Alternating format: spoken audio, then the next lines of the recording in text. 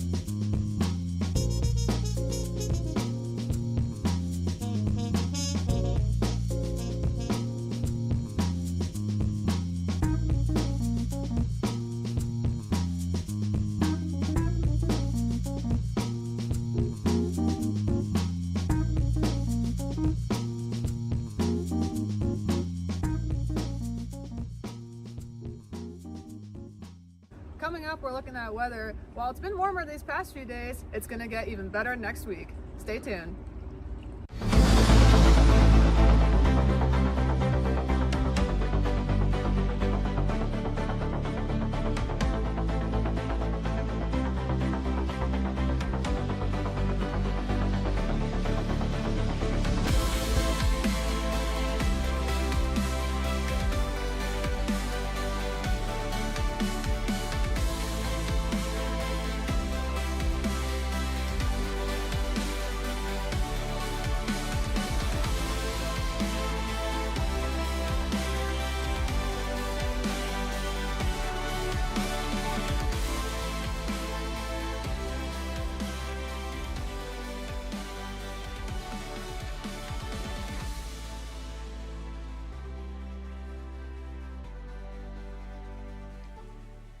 Welcome to The Rundown. I'm Aliyah El Mohammed. And I'm Marcella Mazzoni.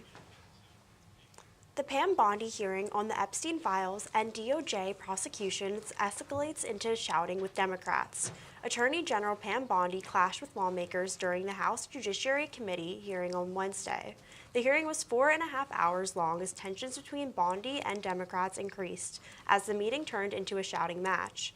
Epstein survivors and their families were in attendance of the hearing, with many disappointed in the DOJ handling of the files. Throughout the meeting, Bondi hurled insults claiming that the lawmakers were incompetent at their job.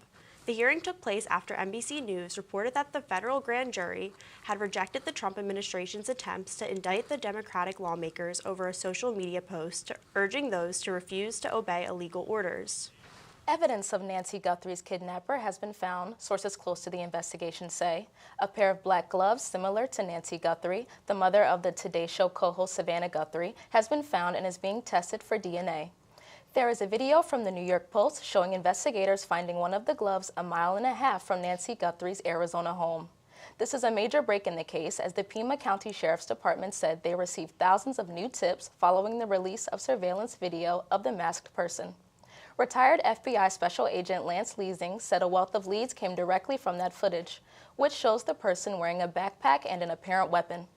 Investigators have been searching for the 87-year-old for nearly 2 weeks as authorities continue for the search. In Minnesota, as talks of how things will come to an end continue, a harsh reality has hit small businesses.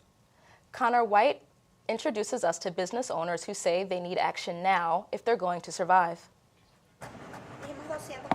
Whether it's a Venezuelan restaurant on the west side of St. Paul or a bakery on Lake Street in Minneapolis, we are barely surviving. there's widespread economic pain for Latino-owned businesses, losing customers who are afraid to leave their homes with ICE agents on the street. The Latino Economic Development Center did a survey with around 92 businesses throughout the Twin Cities area, finding that about 32% of them are now closed temporarily. 47% are operating with limitations, think adjusted hours and shorter staff. If the government from Minnesota doesn't act quickly, we are going all to bankruptcy. Soleil Ramirez, owner of Cross K, says she listened to Governor Tim Walz as he addressed this crisis Tuesday morning. We have to recognize that the fallout of this, especially in the hospitality industry, could look like COVID in terms of the closures. Ramirez says she was unimpressed, demanding the state and local governments find ways to postpone payments that they have control over, like licensing fees and sales tax. Stop talking and start doing.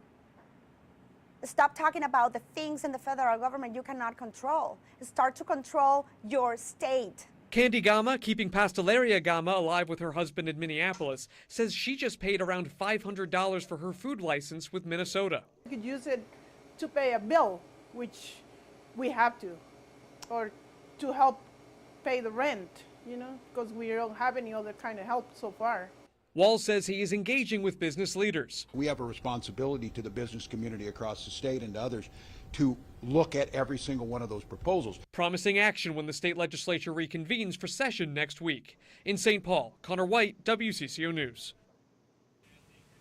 When we come back, ICE agents' arrests show risk of misconduct.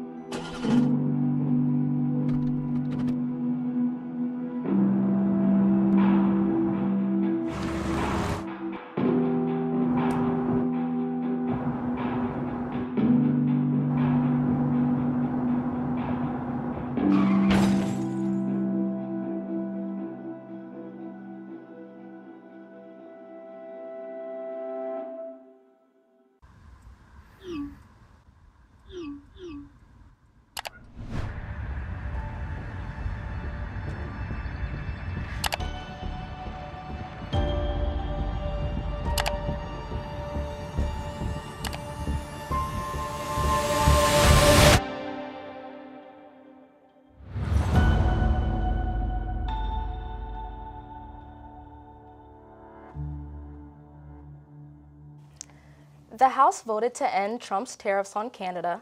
The vote was 219 to 211, and only one Democrat, Jared Golden of Maine, opposed it. There are 6 Republicans who voted to oppose it, including Thomas Massie of Kentucky, Kevin Kiley of California, Don Bacon of Nebraska, Dan Newhouse of Washington, Jeff Hurd of Colorado, and Brian Fitzpatrick of Pennsylvania. As a result of this, the vote will head to the Senate. President Trump threatened any Republicans who would not vote for the tariff on Canada would suffer major consequences. The House will now push strict proof of citizenship requirements for voters.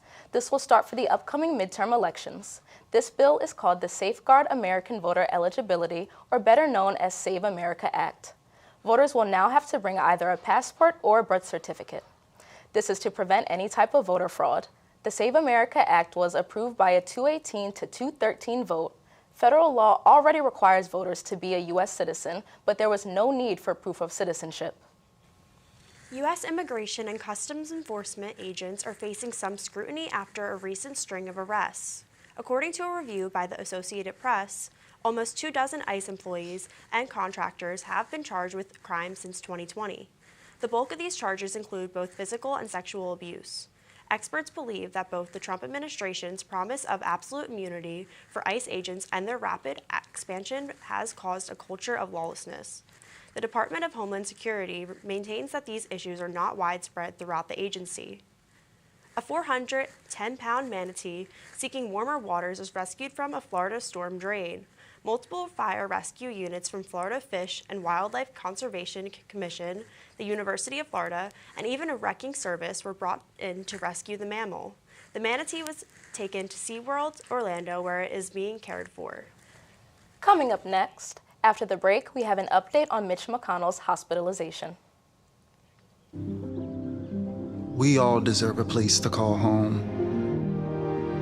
That's an American dream.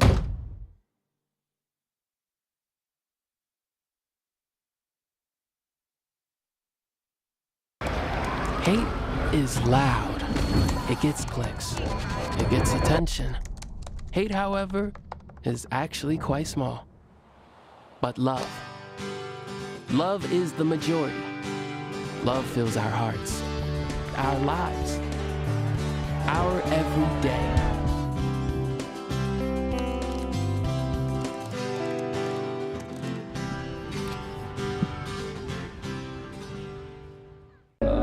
I know you've been grinding. I know things aren't easy. I wonder if you know that we can get help. Love your mind. Welcome back to the Rundown. Hi, Alex. We're joined with Alex right now. Hello, guys. All right. So do you have any questions for me today? Yeah, I was first wondering, what are the reasons that have been shared for why the ICE surge is ending? All right. So the reasons that we've been shared with by Tom Homan, who is in charge of the increased ICE presence in Minnesota, he shared that the two reasons are that they're being considered a public safety threat, and that there's not really a need anymore for supposed agitators for certain protests or anything that's happening. So that's why they're saying that they're going to take ICE agents out of Minnesota. Thank you. I was also wondering, how big was the surge with ICE compared to before the surge? So before the surge, there were about 150 ICE agents in the area, but ever since the surge happened, there was over 2,000 ICE agents. How have citizens of Minnesota reacted to this activity? Adults and children alike have experienced a lot of fear, where there have been reports of children being afraid to even go outside to play or even go to school, and then adults fearing that going to even their workplace or doing their everyday errands could be the end of their life or just the end of anything for them. What could this mean for other cities and citizens if this becomes a reoccurring issue?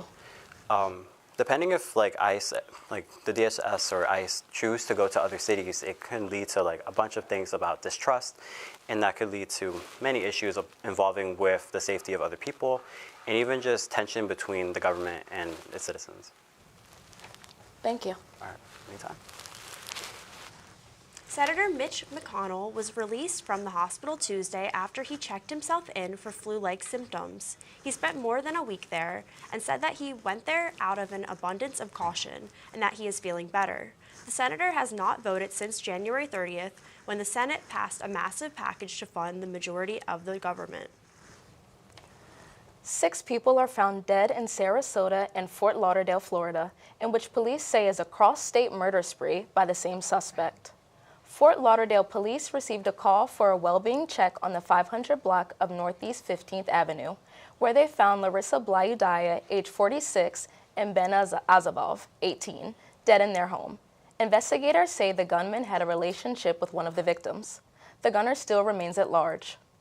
A Georgia-based gun accessory company will pay $1.75 million to survivors and victims' families for a racially motivated shooting that killed 10 black people in Buffalo, New York. Authorities say Peyton Gendron, the shooter, who was a white male, targeted Tops, a supermarket in a predominantly black neighborhood, for the attack. Gendron will now face life in prison without the possibility of parole. Coming up next, we have Connor with entertainment.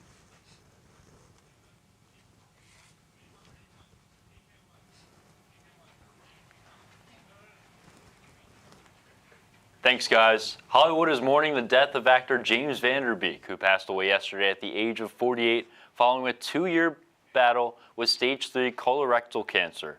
The Dawson's Creek star was diagnosed back in 2023 and had spoken publicly about his fight with the disease. Tributes from fans and fellow actors continue to pour in across social media, remembering him for both his on-screen impact and his resilience off-screen. Meanwhile, this year's Super Bowl halftime show, dubbed by many as the Benito Bowl, shattered NFL social media records, drawing an astounding 128.2 million views. Puerto Rican rapper Bad Bunny made history as the first artist to perform predominantly in Spanish during the halftime show, earning widespread praise and global attention. Joining him, a special guest was Lady Gaga. The 39-year-old pop icon performed her hit song Die With a Smile delivering a solo rendition with a Latin twist alongside Los Sobrinos, a Puerto Rican salsa band featured on Bad Bunny's latest album. And during his Puerto Rico residency, the performance marked Gaga's second Super Bowl appearance after previously headlining the halftime show back in 2018. Several other Hispanic stars made cameo appearances throughout the show, including Karol G, Cardi B, Jessica Alba, Ricky Martin, Pedro Pascal, Young Miko, and MLB superstar Ronald Acuna Jr. Adding to the cultural celebration and one of the most talked about moments of the night, a wedding that took place right in the middle of the performance. It turns out that moment was not scripted. According to an Apple Music press release, the ceremony was indeed authentic, and Bad Bunny himself signed the marriage certificate. An alternative halftime event hosted by Turning Point USA, titled the All-American Halftime Show and headlined by Kid Rock, was also attracted viewers, though on a much smaller scale. With 6.1 million live views and 21 million total views across platforms. In other entertainment news, fans continue remembering Catherine O'Hara, who passed away earlier this year at age 71. A Los Angeles County death certificate confirms her death was linked to complications from a pulmonary embolism following a battle with cancer. I'm Connor McAndrew with your entertainment update. Now back to the desk. Straight ahead, Darren with your World News Minute. Your life sounds pretty great. Don't let a buzz ruin it. Buzz driving is drunk driving. Your life sounds pretty great. Don't let a buzz ruin it. Buzz driving is drunk driving.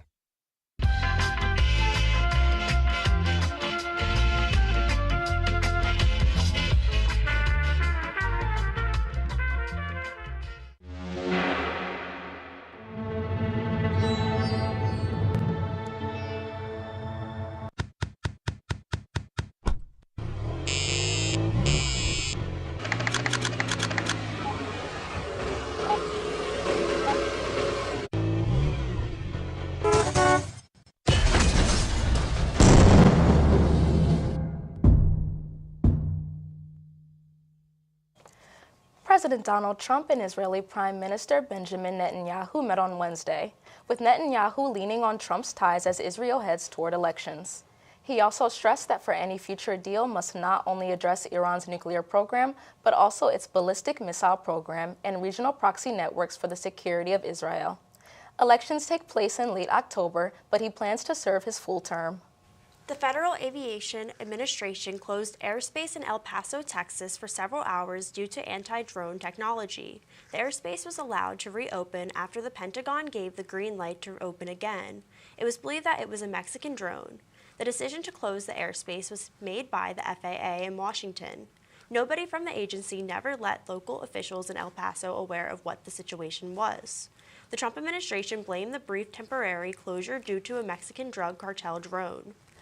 The Department of Homeland Security doesn't have funding yet, and this paves the way for a partial government shutdown. It was a 52-47 vote, not enough to fund the DHS, which oversees immigration and customs enforcement and border protection. If the funding is not received, ICE will still operate because it receives billions of dollars in separate funding last year. Coming up now, we have Darren with the latest in news from around the world. AI is getting out of hand. Albanian actress Anila Bisha is taking legal action against her home country for using her face and voice for an AI ministry service. Although she signed a contract allowing the government to use her name, image, and likeness for their online services, she claims she never knew of the plans for them to use it for an AI ministry. Russia has finally blocked Meta-owned platforms like WhatsApp and Telegram for failing to comply with the local law. The Russian government is urging people to switch to alternative Max. Russian authorities also have blocked apps such as Snapchat, Facebook, Instagram, YouTube, and critics say that Max could be used to track users. King of United Kingdom, King Charles III, says he will be working with the police regarding the sensitive topic with the Epstein files. That's the World News Minute. Back to the studio. Owen Caldwell has an update on sports right after this break. For decades, I've taught you everything I know. How to safely build a fire,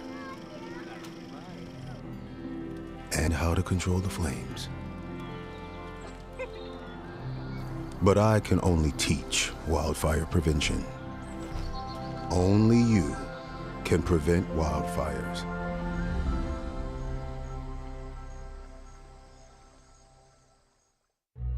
Everyone has a ritual, that small thing that keeps us focused. A habit we never skip to clear our minds and elevate our performance. But what do you do to keep your head in the game, to drown out that self-doubt and support your mental health? Because being your best isn't just about taking care of your body. It's about taking care of your mind and your mental health. Discover the resources that you need to keep your mind focused and your mental health a priority. Former New Jersey teacher Julie Rizzatello was sentenced to 10 years of jail for sex crimes involving 2 students over a couple of years. Rizzatello taught high school English in Wall Township. In July of 2024, she was arrested without incident. In addition to Rizzatello serving a 10-year sentence, she will be required to parole supervision for life, required to register as a sex offender under Megan's Law, barred from contact with the victims, and ordered to permanently forfeit her teaching position. And now let's send it to Owen Kawa with sports news. Thank you very much. The Super Bowl champion Seattle Seahawks celebrate their victory on Wednesday in Seattle. The day started with a celebration at Lumen Field, followed by a parade through downtown. According to city officials, an estimate of as many as 1 million people attended the parade to celebrate the Seahawks' 29-13 win over the New England Patriots on Sunday night. The pre-parade celebration featured speeches from Seahawks general manager John Schneider, head coach Mike McDonald, quarterback Sam Darnold, and wide receiver Jackson Smith-Njigba. The 2026 Winter Olympics are in full swing. As of this afternoon, Italy has the lead in the medal count with 16, while Norway and the United States are right behind with 14 each. Italy currently holds 6 gold medals, 2 silver, and 8 bronze, while Norway holds 7 gold medals, 2 silver, and 5 bronze. The United States' 14 total medals thus far includes 4 gold medals, 7 silver, and 3 bronze. This season's NBA All-Star festivities will take place this weekend in Los Angeles, headlined by NBA All-Star Saturday on February 14th, featuring popular competitions among players, and the 75th NBA All-Star Game on Sunday, February 15th, featuring 2 teams comprised of U.S. players and 1 international team battling in a round-robin tournament that includes 4 12-minute games. Back to you at the desk. The snow may finally be starting to melt. Christina has an update for us on the weather. Hello, I'm Christina Zellen with the weather forecast for this week. Starting off with tonight, we got a high of 37 and a low of 27 with some clouds. So definitely not as cold as it's been these past few days, so it's starting to warm up, which is nice. And then looking ahead at the 5-day forecast, tomorrow's sunny with a high of 38 degrees and a low of 23. And this weekend, both Saturday and Sunday, we have highs of 43s and lows of 31s. Partly cloudy. Sunday, there may be some potential PM showers, just something to look out for. Then moving on to your work week, Monday's got a high of 44 and a low of 34. With also some partly cloudy. And then Tuesday, we're warming up, a high of 57. So if you're sick of winter like me and want it to warm up, Tuesday is definitely the day for you. And now let's take a look at our weather window.